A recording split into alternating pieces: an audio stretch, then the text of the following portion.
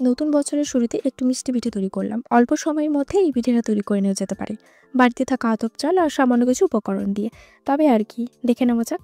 আমি এখানে এরকম কাপে 2 কাপ আতপ চাল নিয়ে তাতে জল ঢেলে আতপ চালটাকে খুব ভালোভাবে ধুয়ে আবারও জল ঢেলে 2 থেকে 3 ঘন্টা ঢাকা দিয়ে রেখে দেবো। এটা যদি আগের দিন রাতে ভেজানো থাকে তবে আরও ভালো হয়। 2 থেকে 3 ঘন্টা ঢাকা দেওয়ার পরে দেখলাম আতপ চালটা খুব ভালোভাবে ফুলে উঠেছে। এরপরে আতপ চালটাকে ছেঁকে কিছুক্ষণ রেখে একটা মিক্সিতে সামান্য জল দিয়ে একটা ব্যাটার তৈরি করে নেব। কিছুক্ষণ পরে একটা ব্যাটার তৈরি করে নিয়েছি। খুব মোটাও না আবার খুব পাতলাও না। এরপরে ব্যাটারের মধ্যে দিয়ে দেবো সামান্য পরিমাণে লবণ, 1 চামচ বেকিং পাউডার। লবণ এবং বেকিং পাউডার ব্যাটারটাকে খুব ভালোভাবে ফেটিয়ে নেব।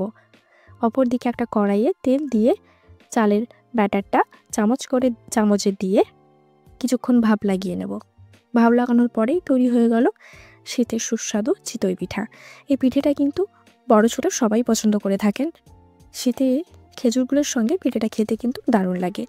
আবারও একদিকে একটা কড়াইয়ে 2 কাপ দুধ এবং সামান্য পরিমাণ বা নিজেদের পরিমাণ মতো চিনি দিয়ে দুধটাকে ভালো করে ফুটিয়ে দিয়ে দিলাম তৈরি করে রাখা চিতই পিঠাগুলো। কিছুক্ষণ চিতই পিঠাগুলো দুধে ফুটিয়ে তৈরি করে নিলাম দুধ চিতই। তো রেসিপিটি কেমন হয়েছে অবশ্যই কমেন্ট করে জানাবেন। ভালো লাগলে বন্ধুদের সঙ্গে শেয়ার করবেন। আর কিসের রেসিপি চান অবশ্যই জানাবেন।